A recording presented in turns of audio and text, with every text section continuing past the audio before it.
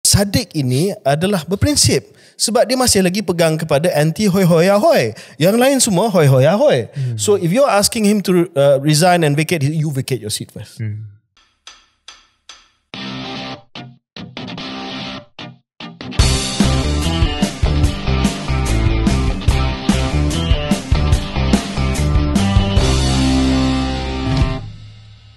Assalamualaikum, selamat datang ke episod 49 Keluar Sekejap bersama saya Syaril Hamdan. Dan saya KJ.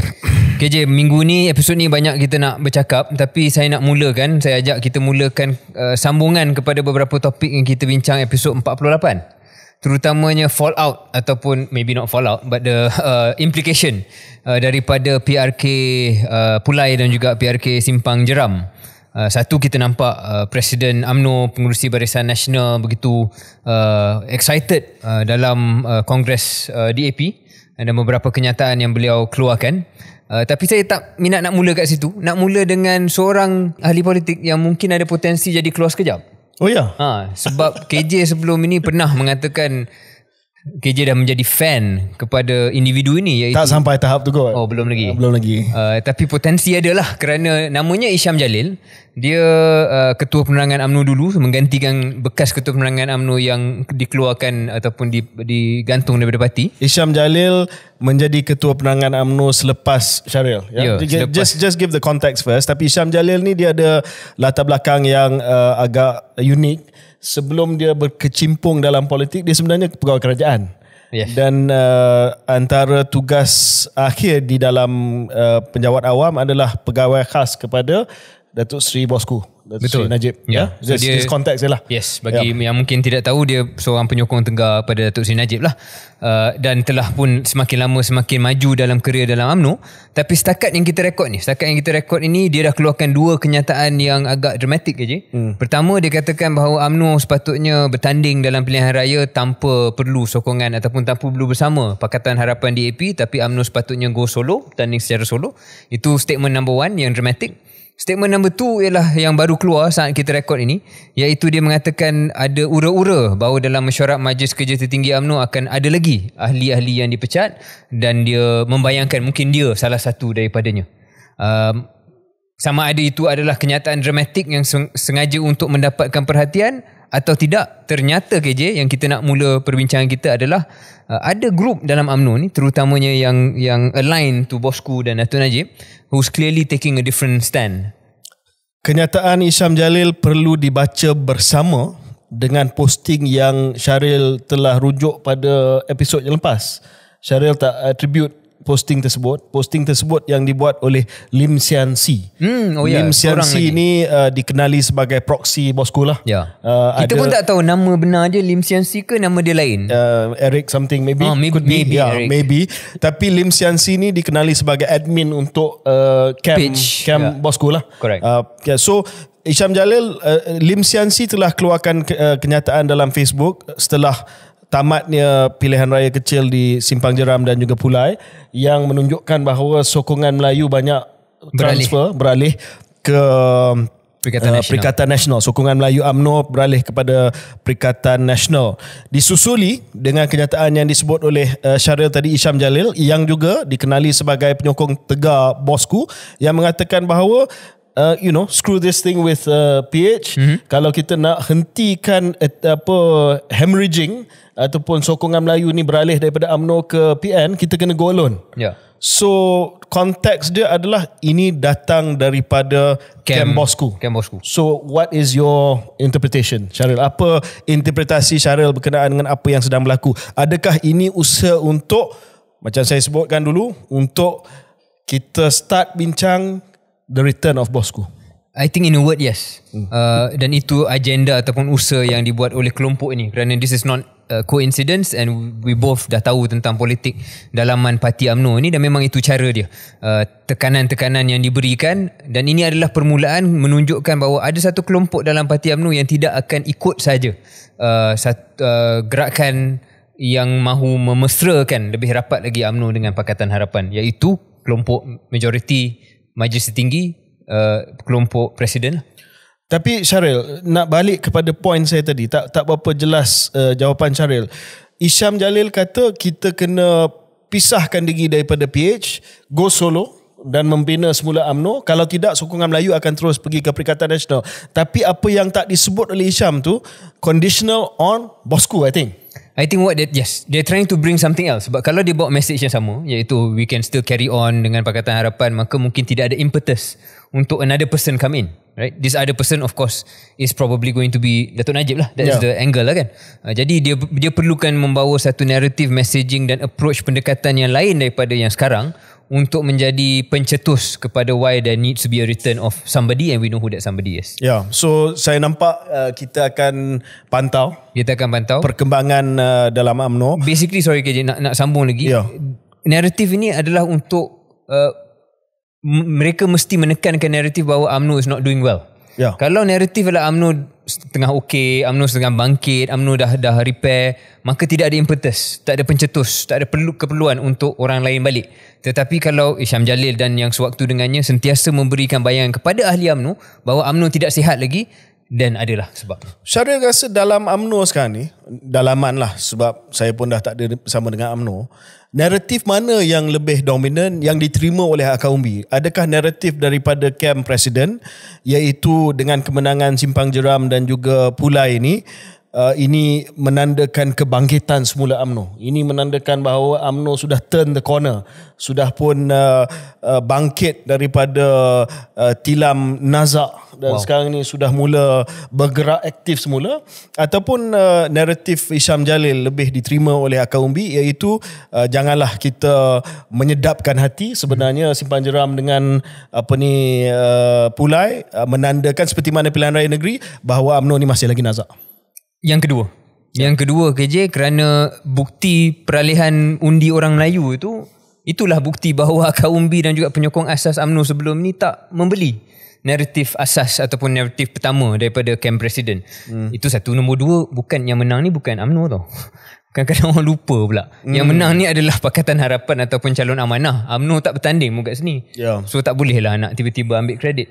Lain lah, kita tengok nanti PRK Pelangai di Pahang, kalau itu dapat dimenangi, kerana tak silap saya itu kerusi majoriti besar Melayu, kalau itu dipegang dan dipertahankan oleh UMNO, dan yes, kem Presiden boleh gunakan. Tapi yang ini susah sikit lah dia nak defend. So Syaril berpendapat bahawa kita reserve dulu pandangan sehingga PRK di Pelangai, di Pahang nanti. Itu satu lagi data point yang akan melihat satu perkembangan yang lebih relevan kepada UMNO itu sendiri. Correct.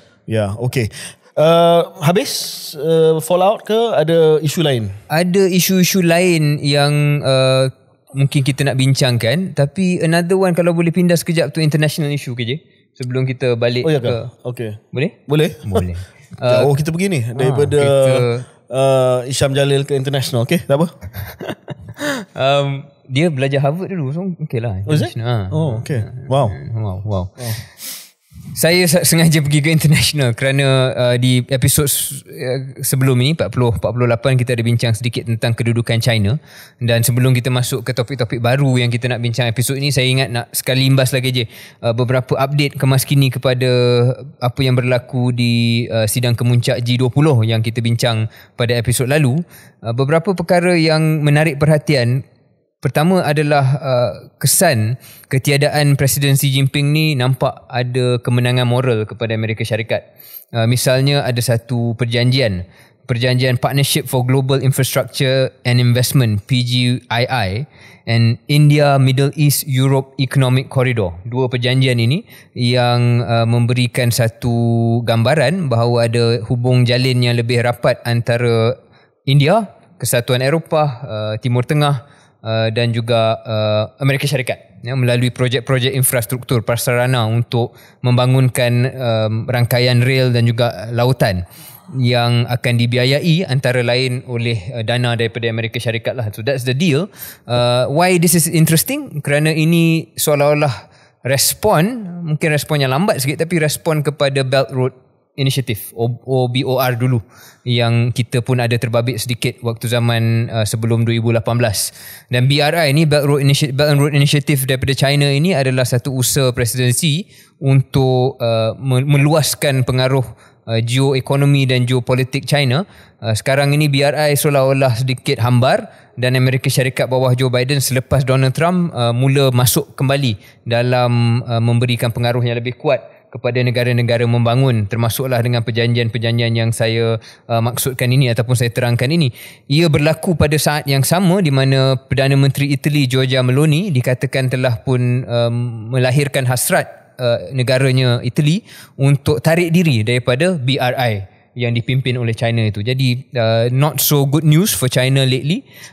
Another hit to China di rantau kita sendiri. Joe Biden kita tahu tak pergi ke Jakarta untuk ASEAN, tapi dia pergi ke Vietnam. Dia pergi ke Hanoi dan hari ini dia di Hanoi dan nampak ada beberapa perjanjian-perjanjian yang menarik ekonomi, termasuklah semiconductor. This is something that's important, bukan hanya tamparan kepada China tapi juga cabaran kepada Malaysia, KJ. Kerana kalau kita nak menjadi hub semiconductor yang lebih tinggi nilainya, kita tahu saingan kita paling utama dalam rantau ini actually is Vietnam. Kerana Amerika Syarikat sudah pun mempunyai satu dasar yang agak jelas untuk cuba mempengaruhi syarikat-syarikatnya, syarikat-syarikat Amerika Syarikat, Intel, Micron dan sebagainya, dan juga yang ada syarikat-syarikat barat lain dalam space yang sama dalam semiconductor ini untuk mengurangkan pendedahan mereka kepada China dan berpindah pusat pangkalan mereka kepada negara-negara yang lebih friendly kepada Amerika Syarikat. Selain daripada berpangkalan pada Amerika Syarikat, tapi move to countries that are more friendly, they call it friendshoring. Masalahnya KJ, I don't think Malaysia is part of this friendshoring list for now. Benda ni bukan yang diumumkan, tapi based on kita punya kajian ataupun pemerhatian, yang lebih tinggi dalam senarai friendshoring Amerika Syarikat adalah Vietnam. So this means that certain subsidies mungkin akan diberikan kepada syarikat-syarikat untuk pergi ke Vietnam, not necessarily to Malaysia. Jadi saya harap dalam naratif Madani, dalam NIMP ada usaha geopolitik inilah supaya Malaysia tidak ketinggalan. So I just wanted to update pendengar-pendengar. KJ, I don't know if you wanted to add both on the G20 part and juga on Joe Biden in Vietnam. Saya cuma nak tambah sikit sajalah pandangan saya berkenaan dengan BRI ni. BRI ni sudah 10 tahun. Seperti mana yang Syaril sebutkan tadi, dilancarkan sebagai One Belt, One Road ataupun OBOR. Lepas tu dalam usaha untuk melembutkan sedikit dia punya tajuk program tu ditukar menjadi Belt Road Initiative ataupun BRI. Untuk makluman pendengar keluar sekejap yang mungkin tidak mengikuti geopolitik dengan begitu detail, ini adalah satu usaha di mana China memberi pinjaman. Dalam arti kata lain, memberi pinjaman kepada negara-negara yang memerlukan infrastruktur. Dan kalau tak silap saya, 150 negara telah pun menjadi beneficiary kepada BRI selama 10 tahun. Ada yang membina pelabuhan, ada yang membina jalan raya, ada yang membina landasan kereta api. Ini antara projek-projek yang selalu dikaitkan dengan BRI. Malaysia juga terlibat pelabuhan di Pahang kalau tak silap saya, dan juga ECRL sebahagian daripada BRI. Tetapi setelah 10 tahun dan tidak ada usaha sebelum ini daripada negara barat, terutamanya Amerika Syarikat, untuk mengadakan saingan terhadap BRI. Sebab dulu, kalau Syarif masih lagi ingat daripada buku sejarah, ada Marshall Plan selepas Perang Dunia Kedua. That was US's version of reconstruction di seluruh dunia dan untuk perkembangkan pengaruh mereka. Tetapi tidak ada challenge kepada BRI. But 10 tahun yang selepas ini, Syaril telah mendedahkan beberapa kelemahan BRI. Contohnya ada banyak negara yang tak mampu untuk membayar hutang semula kepada negara China. So sekarang ni saya nampak Xi Jinping pun agak melihat kepada BRI, how to readjust BRI supaya mungkin tidak taburan duit itu ataupun taburan pinjaman itu tidak sebesar dahulu dan lebih kepada targeted. Dan akhir-akhir ini kita melihat dalam G20 dan sebagainya barulah ada usaha daripada negara-negara barat iaitu Joe Biden untuk ketengahkan satu program pembiayaan untuk infrastruktur. Saya melihat, Syaril, ini adalah the extension of the geopolitical rivalry, dan saya melihat ini adalah satu keuntungan kepada negara-negara seperti Malaysia, Asia Pasifik dan sebagainya. Dan we have to be able to, kita perlu mainkan peranan kita dengan berhati-hati, tetapi mengambil peluang ini. untuk untuk mengambil peluang daripada kedua-dua belah pihak as we've done. Dan saya rasa mungkin kita tidak tersenarai dalam friendshoring buat masa ini, tetapi tidak bermakna bahawa kita tak boleh seperti mana yang kita buat dahulu, strategic neutrality, kita cuba dapat keuntungan daripada kedua-dua belah pihak. So I see this as a plus. What do you think? I see as a plus if we can make it a plus. Jadi dia tidak akan datang bergolek dengan sendiri. PMX akan pergi ke New York untuk UNGA, sidang Pertubuhan Bangsa Bersatu. Di situ mungkin ada peluang untuk ada lebih banyak hubung jalin bersama dengan negara-negara besar termasuklah Amerika Syarikat. Tengoklah apa yang mungkin diperkatakan di situ. Okay, why don't we take a quick break? Lepas ni kita akan kembali dengan perbincangan lanjut berkenaan dengan isu-isu semasa.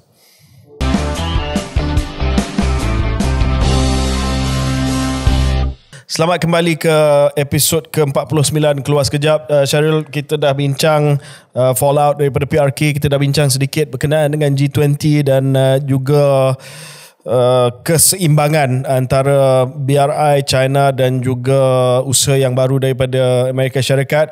Dan Syaril pun telah sentuh berkenaan dengan lawatan Biden ke Vietnam yang memberi syarat jelas bahawa ini adalah contoh friendshoring, dan Vietnam mungkin akan untung daripada signal ataupun isyarat yang telah pun diberi oleh lawatan Presiden Joe Biden. Kita kembali kepada politik tanah air, Syaril. Ada beberapa perkara saya pun telah pun mengikuti berita. Yang pertama, sambutan Wira yang telah pun diberi kepada Datuk Seri Dr. Ahmad Zahid Hamidi, Presiden UMNO di convention DAP. Beliau disambut umpama seorang pemenang Piala Dunia. Wow. Syaril ada tengok? Saya nampak gambar lah. Saya tak adalah tengok sangat.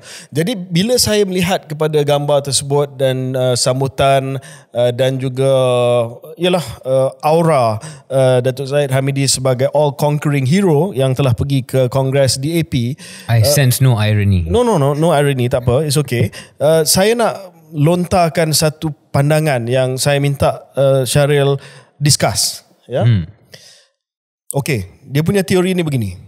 Kalau kita anggap Tengku Abdul Rahman sebagai consequential sebab dia telah menggabungkan MCA, MIC, UMNO sebagai satu unit consociational politik. Consociational maksudnya pemimpin-pemimpin atau parti yang mewakili semua kaum untuk mendapat kemerdekaan. You demonstrate you have national unity from all the races, get merdeka. Tun Razak memperluaskan konsep itu, power sharing dengan Barisan Nasional. Maka now we can say Zahid Hamidi in the same breath as Tunku Abdul Rahman, Tun Razak, Zahid Hamidi as a consequential leader, sebagai pemimpin yang ada kesan kepada sejarah yang sangat mendalam. Tengku, Tun Razak, Zahid Hamidi. Sebab Zahid Hamidi telah remake perkongsian kuasa dengan penglibatan DAP. Sebab MCA dah memang hampir bungkus, hampir bungkus. So sekarang ni pemerintah Melayu dia perlu ada partner Chinese, dominant Chinese yang baru, dan yang dapat membawa dominant Chinese DAP kepada mainstream kepimpinan Melayu, iaitu PKR, Amanah, UMNO dan sebagainya, adalah Zahid Hamidi. Jadi saya nak conclude bahawa kalau sekiranya Malaysia satu hari nanti ada Mount Rushmore seperti Amerika Syarikat, gunung di mana mereka mengukir wajah presiden-presiden yang terhebat di Amerika Syarikat, Mount Rushmore kita akan ada Tengku, akan ada Tun Razak dan Ahmad Zahid Hamidi. Saya masih lagi cuba memproseskan bagaimana Khairi Jamaluddin boleh sebut Tunku Abdul Rahman, Tun Razak dan Zahid Hamidi dalam satu ayat. No, tapi saya telah backup dengan argument. Bukan saya cakap kosong saja dekat kedai kopi. Saya ada argument. Ada argument. This is my counter argument lah. Okay. Bagi saya, contoh Tunku dan Tun Razak, pertama mereka adalah negarawan. Okay. Mereka buat perkara itu berasaskan satu keperluan negara pada saat itu. Bukan untuk selamatkan diri sendiri, bukan untuk kepentingan politik sendiri. So itu point nombor satu. Mungkin ada motivasi politik, semua politician, tapi bukan hujah asas ataupun sebab asas mereka buat. Yang keduanya KJ, apabila Tunku dan juga Tun Razak, misalnya Tun Razak remake political configuration, konfigurasi politik di tanah air selepas tragedi 1969 dan penubuhan Barisan Nasional, dia buat dalam keadaan di mana parti dia masih lagi mengurus dan mendapat sokongan besar daripada majoriti kaum Melayu. Dia tak buat dalam keadaan parti sendiri lemah. Kes sekarang ini adalah apabila nak remake macam-macam tapi parti sendiri hemorrhaging votes. Parti sendiri tak dapat lagi mempertahankan asas penubuhan parti itu, iaitu menjadi parti Melayu untuk mendapat sokongan majoriti orang Melayu. It's not even the main party. Kalau tak dapat majority, dapat plural pun tak dapat kerja.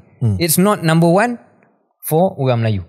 Jadi bagi saya dua sebab itu membuatkan saya sukar untuk menerima hujah panjang lebar KJ untuk menyamakan status Tunku Abdul Rahman, Tun Razak dan Zahid Hamidi. Ya. Okey, tapi pandangan saya yang mengatakan bahawa dia yang berjaya membawa kelompok DAP yang mewakili bangsa Cina, sebab let's face it, macam saya katalah 95% Cina sokong DAP ke dalam mainstream. Isn't that worth something? I think it is worth something if UMNO is still relevant. If UMNO is still the main party for Malays, then that's something worth talking about. Kalau tak, sama je macam Pakatan Harapan KJ. PKR ialah parti yang boleh menguruskan sokongan orang Melayu kepada PH, and then DAP handle orang Cina, and then Parti Amanah top up sikit Melayu. So what is the value add for UMNO? Itu persoalannya. Apakah nilai tambah, sumbangan nilai tambah UMNO kepada Pakatan Harapan sekarang? Kerana kalau sebelum UMNO masuk dengan Pakatan Harapan ni, Pakatan Harapan dapat 20 ke 30% sokongan Melayu. Hari ni dengan UMNO pun masih lagi 20 ke 30% sokongan Melayu. So I don't think it's that big of deal lah. Dia MVP dia keluar sekejap belum jadi MVP Malaysia. So kita tangguh dahulu Mount Rushmore dan pengukiran wajah Datuk Seri Ahmad Zahid Hamidi di cerun gunung Rushmore itu. Kita pergi kepada seorang lagi sosok politik yang hangat dibincang pada minggu ini, tidak lain tidak bukan sahabat karib saudara Syaril, iaitu Yang Berhormat saudara Syed Saddiq Abdul Rahman. I'm not the one who WhatsApp him. I'm not even on WhatsApp basis. Okay, moving on. Okay. So dia telah buat benda yang kita menjangkakan dia akan buat. Ya, dia telah officially keluar daripada bangku kerajaan, government bench, dan sekarang ni beliau adalah independent. Maksudnya dia tak masuk Perikatan Nasional. Kalau di parlimen tu dia duduk tengah-tengah lah. Dia bukan lagi identify sebagai ahli parlimen yang menyokong kerajaan perpaduan, dan secara langsung kerajaan perpaduan telah hilang majoriti 2/3. Apa pandangan Syaril? Lepas tu saya akan bagi teori saya lah, sebab hari ni saya banyak teori lah. Mount Rushmore dan banyak macam-macam lagi lah. Ini. Dia dah buat apa yang kita jangka dia akan buat, dan dia terus diserang bertubi-tubi oleh Pakatan Harapan. Perikatan Nasional punya respon lebih kepada memuji dia, mungkin nak cuba pancing dan sebagainya. Tetapi bagi saya ini adalah satu pendirian yang cara yang beliau sampaikan adalah berasaskan prinsip dia lah. Mungkin ada orang akan sinis dan ada orang akan kata ini bukan prinsip dan sebagainya, tapi bagi saya dia lebih banyak tulang belakang lah daripada ramai orang yang lebih senior daripada dia. So whatever you say about him, at least he backed up his big talk. Apakah kesan kehilangan majoriti 2/3, Syaril? Saya rasa tak adalah kesan yang terlalu besar, in my opinion, sebab Saddiq pun dah jelas dia akan menyokong apa-apa agenda reform yang berasas. So jangan gunakan ini sebagai alasan mengatakan dia tidak mahu membantu penggubalan undang-undang baru ataupun pemindaan perlembagaan jika perlu. Jika benda tu baik, dia akan sokong. Bagi saya tak perlu untuk dia duduk di bangku kerajaan untuk benda-benda yang baik berlaku. Syaril, saya nak sentuh satu pindaan yang bakal dibuat, yang saya rasa belum lagi kita sentuh dalam Keluar Sekejap. Ada bayang-bayang kita dengar dalam kempen pilihan raya kecil di Pulai dan juga Simpang Jeram. Tapi seperti biasalah di Keluar Sekejap kita nak preempt benda ni. So seperti mana yang Syaril tahu, sekurang-kurangnya selepas 8 tahun boleh diadakan satu usaha untuk pindah sempadan pilihan raya oleh Suruhanjaya Pilihan Raya. Tambah kursi.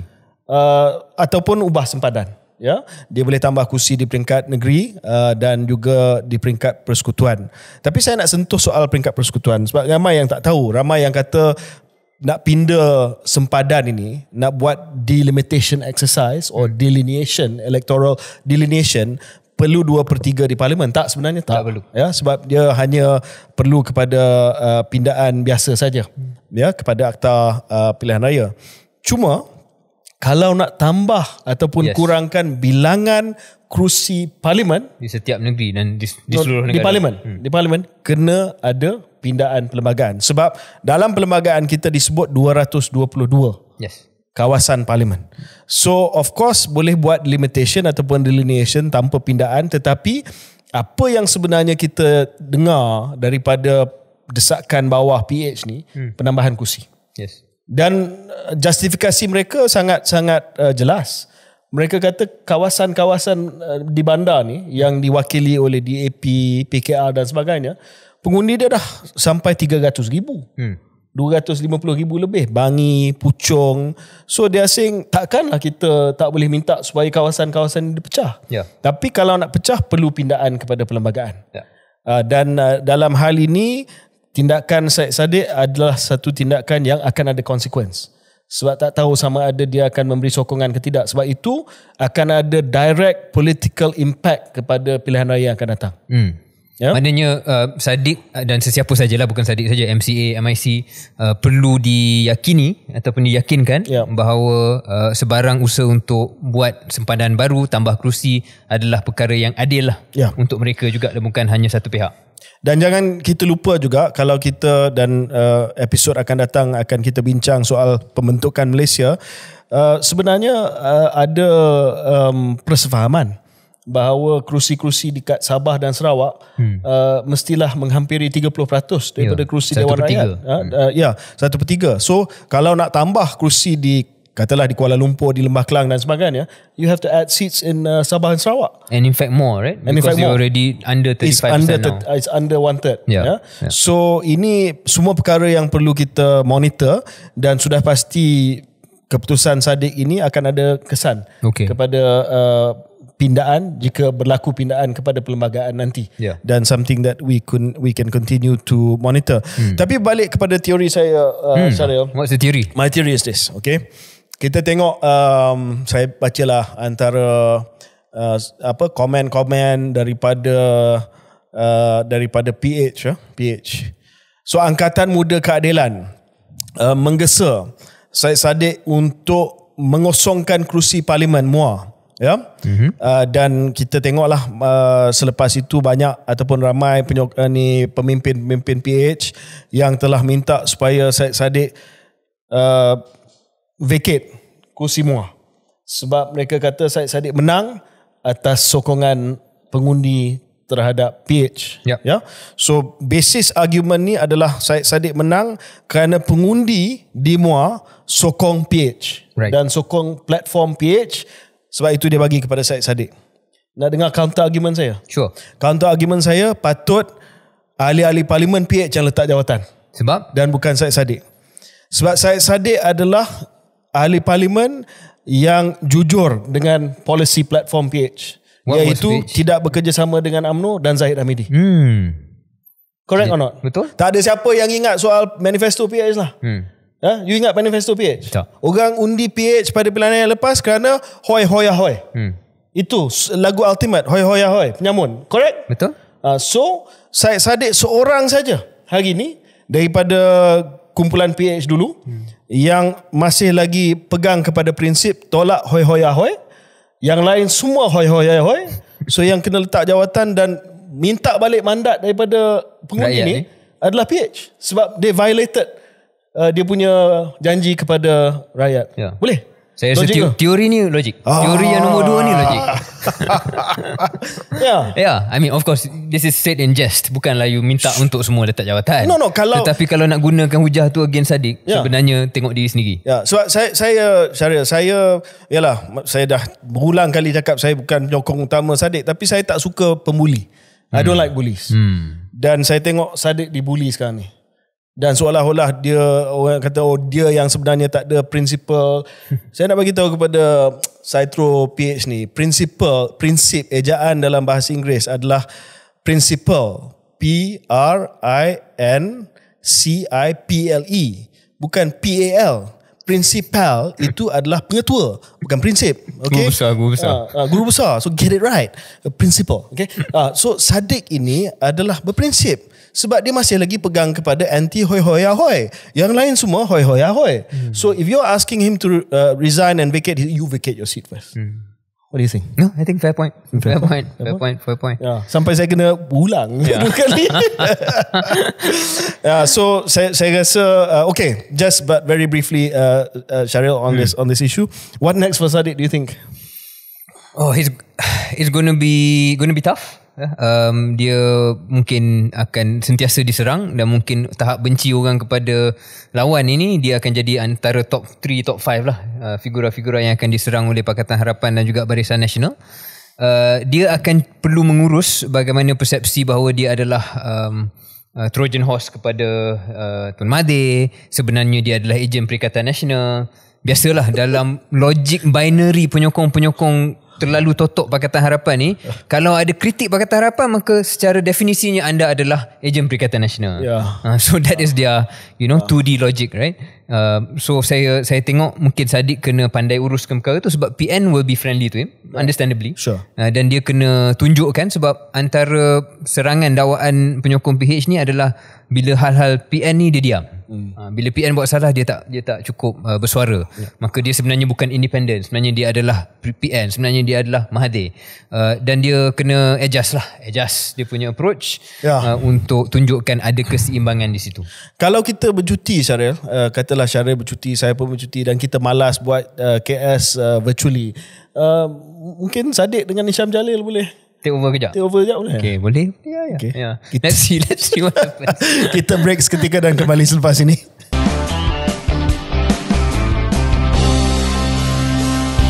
Assalamualaikum, selamat kembali ke podcast Keluar Sekejap. KJ, kita nak bincang sikit tentang apa yang sedang berlaku di Parlimen, khususnya pembentangan kajian separuh penggal RMK12 yang disentuh secara ringkas dalam episod yang lepas. So minggu ini mulalah pembentangan itu, dan ini adalah selaras dengan kerangka ekonomi madani memperkasa rakyat yang disokong Pelan Hala Tuju Peralihan Tenaga NETR dan juga Pelan Induk Perindustrian Baru 23 NIMP 2030, iaitu 3 dokumen yang telah pun kita bincang dalam podcast ini nak diselaraskan untuk konsisten dengan dokumen 5 tahun RMK12 ini. Beberapa perkara yang telah diumumkan oleh Yang Amat Berhormat Perdana Menteri sendiri, tapi yang paling besar sekali adalah headline ya. Ada peningkatan KJ. Ada peningkatan daripada ceiling asal RMK12 dibentangkan dulu sebelum election. Ceiling asalnya adalah 400 bilion dinaikkan kepada 415 bilion. Jadi ada peningkatan 15 bilion di situ untuk perbelanjaan pembangunan. Dan bukan hanya dia nak letakkan satu figure 15 bilion tambahan, tetapi juga ada komitmen bahawa perbelanjaan tambahan ini akan bermula pada tahun ini sendiri. Jadi ada peningkatan perbelanjaan for this year alone.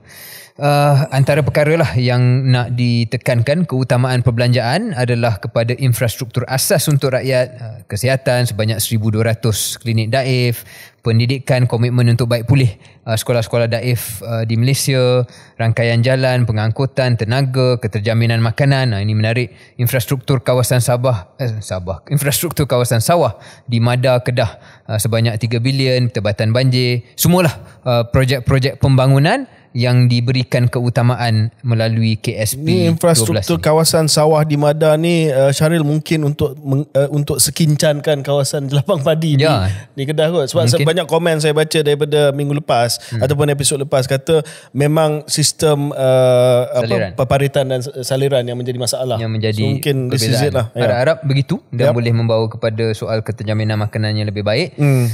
So inilah antara perkara-perkara yang besar. Ada juga benda lain, pendigitalan, identity digital national, kerajaan berteknologi termaju, GovTech macam Singapura. So not just basic infrastructure tetapi juga perbelanjaan pembangunan yang lain. Tapi just nak be fair, Syaril, banyak perkara ni dah dalam perancangan. Sebelum sebagai contoh, digital ID adalah satu perkara yang dimulakan oleh kerajaan terdahulu, dan banyak adalah komitmen untuk meneruskan pembaikan pulih, contohnya sekolah, klinik, Pen Borneo Sabah dan sebagainya. So kita kena letak dalam konteks tersebut lah. There's a lot of continuity, ada benda yang baru dan ada benda yang menjadi sambungan. Tapi saya nak tanya kepada Syaril, oleh kerana ada penambahan dari segi jumlah berapa? 15 bilion. 15 bilion. Macam mana kerajaan nak membiayai? How we going to pay for this? So ini yang saya tertarik, dan kita nak bincang ni juga. Statement dan juga press conference sidang media di Parlimen oleh Menteri Ekonomi Rafizi Ramli.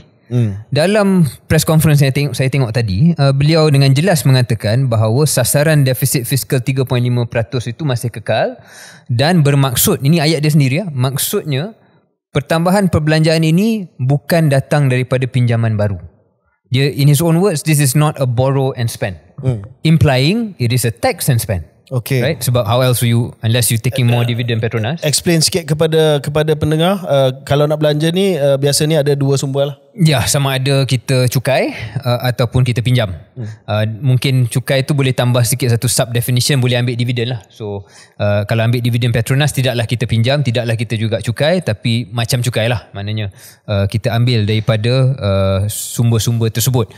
Jadi kalau ada komitmen daripada Menteri Ekonomi untuk kerajaan tidak akan menambah pinjaman, dia akan masih kekal pada sasaran penurunan defisit fiskal itu, maka secara definisinya dia akan tambah cukai. Dia ada mention tak cukai apa? And then dia tambah dalam penjelasan dia bahawa kerajaan akan mempertimbangkan kembalinya GST.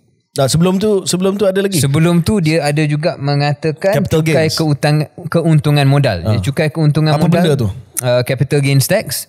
So bila kita buat sebarang pelaburan sebagai individu ataupun syarikat, apabila ada keuntungan modal, pelaburan dalam apa, Syaril? Kita break it down. Pelaburan dalam saham, dalam tanah, dalam hartanah, securities yang lain, security pelaburan, any assets lah, any assets where you tak, keuntungan tu bukan daripada dividen, tapi bila you jual, you dapat pada harga yang lebih tinggi, harga naik lah, harga naik, so untung tu dicukai. Sekarang ni tidak ada cukai keuntungan modal, selepas ini mungkin akan ada. Ini dilihat sebagai progresif sebab dalam teori ekonomi yang mampu untuk membeli aset sebagai contoh bangunan, tanah ataupun saham ini adalah orang yang lebih berada, orang yang lebih berpendapatan tinggi, maka adillah kerajaan cukaikan keuntungan tersebut dan agihkan kepada keseluruhan rakyat. That's the theory, right? That's a economic theory. Dan sebagai mungkin kita yang minat kepada mengurangkan kesenjangan ekonomi ini, theoretically I think it's fine. Of course yang tidak akan menyokong ni akan point kepada fact yang negara-negara lain dan rantau ini tak adalah yang buat capital gains tax ni, right? Jadi ada sedikit, biasanya penolakannya adalah takut ada aliran keluar modal. So aliran keluar modal akan ada kesan kepada ringgit, pasaran saham kita, sebab mungkin dia tak akan melabur dalam pasaran saham sebab dia terpaksa bayar hutang atas keuntungan daripada pelaburan saham mereka. Bayar cukai atas keuntungan di dalam pelaburan saham mereka.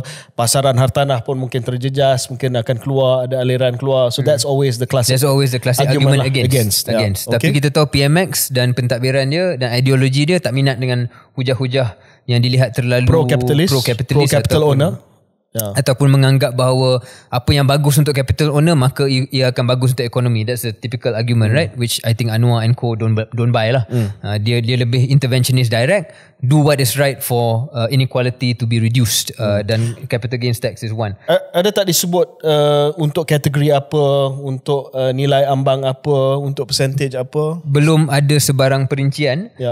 Dan saya tertanya juga KJ, I mean, Rafizi well within his rights to speak about this, dan memang mungkin sesuai dia bercakap, but saya juga wonder, sebagai satu kenyataan besar seperti ini, both the capital gains tax dan juga cukai GST ni, cerita semua sebab belum lagi jelas GST. GST beliau pun mengatakan bahawa itu satu option. Sebab balik kepada penjelasan kita tadi, ini adalah untuk justify macam mana dapat belanja lebih 15 bilion dalam RMK12 ni kan.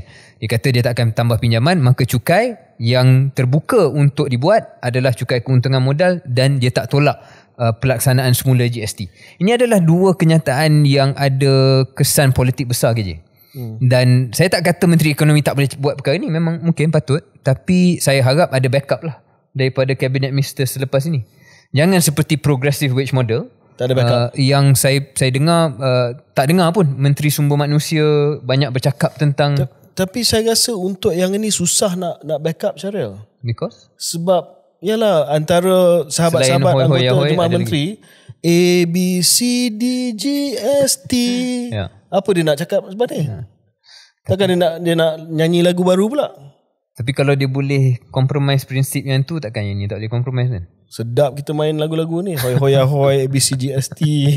Okay, but seriously, look, Syaril, waktu saya menjadi Shadow Finance Minister, waktu PH, saya argue benda ni. Saya berhujah depan Guan Eng pada waktu itu Menteri Kewangan. Saya kata daripada semua janji manifesto tahun 2018, kalau ada satu benda yang kita maafkan kalau tak dilaksanakan adalah GST. I warn the government, dan ramai yang warn government kata the moment you mansuhkan GST, satu ketika nanti terpaksa melalui peristiwa yang sama untuk memperkenalkan GST. Dan kita kena akui, Syaril, bahawa when you reintroduce GST, bila diperkenalkan semula GST, akan ada kesan inflationary kesan. Maybe one off, tapi ada lah. Tapi akan ada. Sebab setiap kali dibuat GST daripada SST yang sedia, akan ada kesan inflasi. Jangan jadi macam Ahmad Maslan dulu, dia cuba justify harga boleh turun. Tolong jangan buat tu. Ya.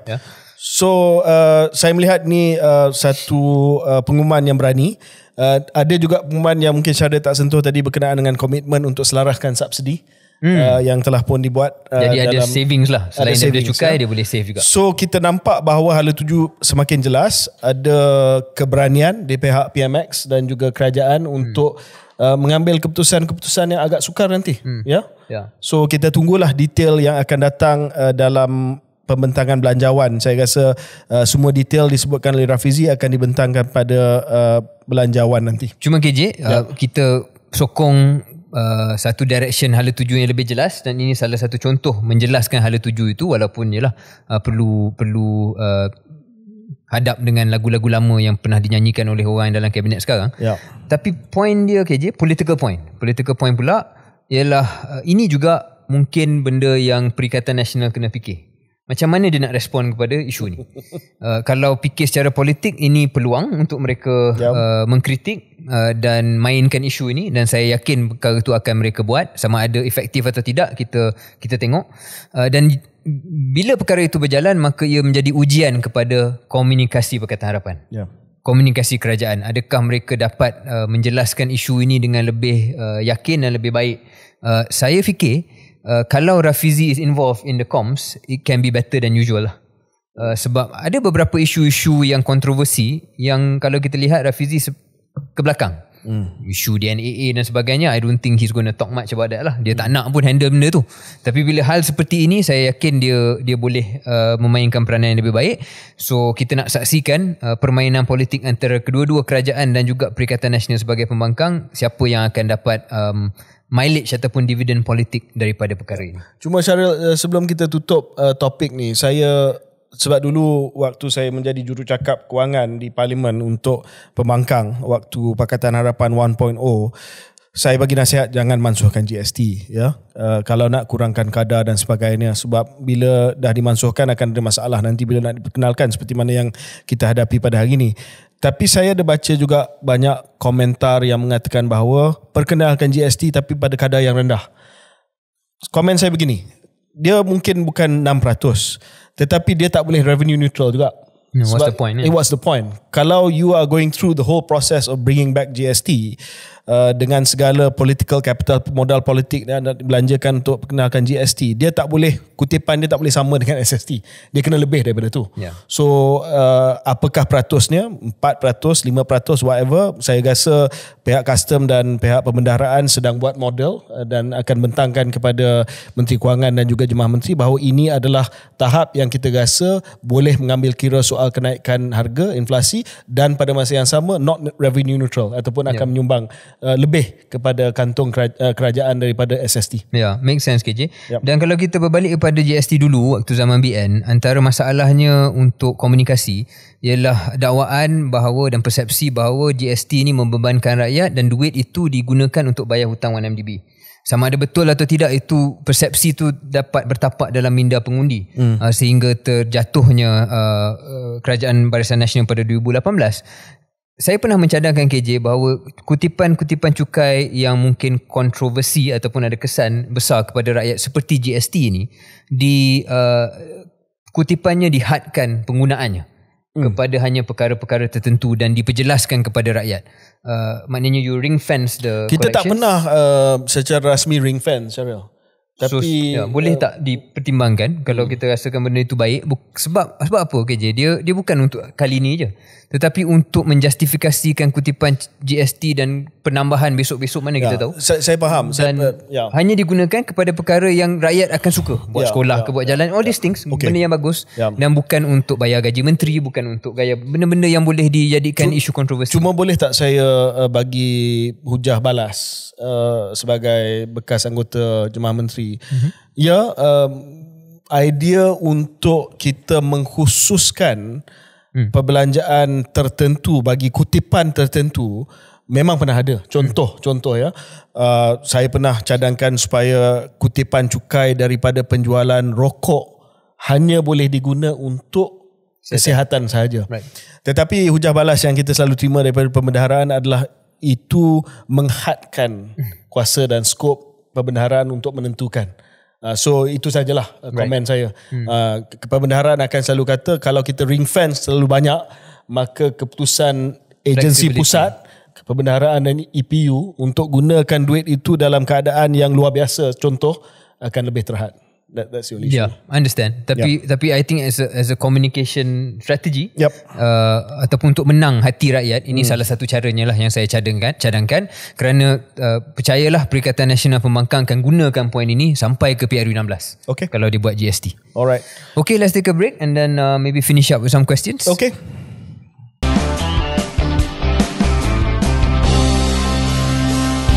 Selamat kembali ke episod ke-49. Keluar sekejap. Okay, kita akan last segment yang ringkas. Episod kali ini mungkin tidak panjang lebar seperti episod-episod sebelum ini sebab we've had a bumper episode dan iklan untuk episod yang seterusnya. Episod sempena dengan Hari Malaysia, kita akan ada episod yang panjang, 1 jam 40 minit. Satu episod yang khas tentang pembentukan Malaysia dan juga perkembangan terkini berkenaan dengan perjanjian Malaysia. So wait for that episode to come out. Dan kita nak tamatkan episod ni dengan beberapa soalan daripada Arif Ai. Apa pandangan KS berkenaan pemisahan jawatan AG dan pendakwa raya? Ini soalan yang timbul semula akibat daripada kontroversi DNAA dan Pakatan Harapan cuba alihkan pandangan rakyat dengan mengatakan bahawa okey, DNAA sebab itu kita perlukan pengasingan pendakwa raya dan juga AG. Tapi bagi saya, Syaril, pemisahan antara peguam negara dan pendakwa raya seperti mana yang berlaku di Britain, ketua pendakwa raya is known as the Director of Public Prosecutions. Ketua Parti Labour buruh sekarang ni, Sir Keir Starmer, was the Director of Public Prosecution. Dia yang menentukan kes mana yang nak di-charge dan sebagainya, asing daripada Attorney General, iaitu penasihat undang-undang utama kepada kerajaan yang menasihati kerajaan sama ada keputusan yang dibuat itu adalah mengikut undang-undang dan juga mengikut Convention Perlembagaan di UK. Nak dipisahkan itu, okey, saya rasa satu step yang bagus. Tetapi it's more than just pemisahan AG dan Director of Public Prosecution, tapi independence of AG and Public Prosecution. Sebab kalau sekiranya AG dan dan pendakwa raya, tanggapan dia mereka masih lagi berada di bawah Jabatan Perdana Menteri dan Perdana Menteri sama aja. So kena ada satu mekanisme di mana pendakwa raya dan juga AG adalah responsible not just to the answerable not just to the Prime Minister but also to Parliament. Ya, so saya fikir dia kedua-dua pemisahan kuasa itu dan juga apa yang berlaku di NAA ni, one does not one does not relate to the other lah. For me, kalau ada pemisahan pun tetapi macam KJ kata kebebasan itu tidak wujud, still akan boleh wujud problem yang sama. So let's not get hoodwinked by that. Yep. Soalan daripada I miss nama dia, tapi dia berkenaan dengan apa yang berlaku di Malaysia Airlines dan juga catering makanan Brahim KJ. Yang tular di platform-platform media sosial. Kerana setelah kontrak Brahim tamat, kontrak catering makanan untuk Malaysia Airlines adalah Brahim dan tamat. Nampak beberapa kes di mana penerbangan terpaksa dilewatkan berjam-jam kerana supply makanan yang sepatutnya datang daripada company baru itu tidak sampai lagi. Jadi ini satu masalah yang agak tidak memberikan imej yang baik lah kepada Malaysia dan juga kepada syarikat penerbangan. Dan yang saya tertanya KJ ialah bukan pasal Brahim sih, tapi benda ni dah lama. Saya rasa dah lama dah MAS tahu yang MAB tahu yang kontrak ni is up. I wonder why it took why with the time yang ada, dengan masa yang ada, kenapa tidak dapat meletakkan satu penyelesaian yang lebih baik lah daripada apa yang kita lihat hari ni.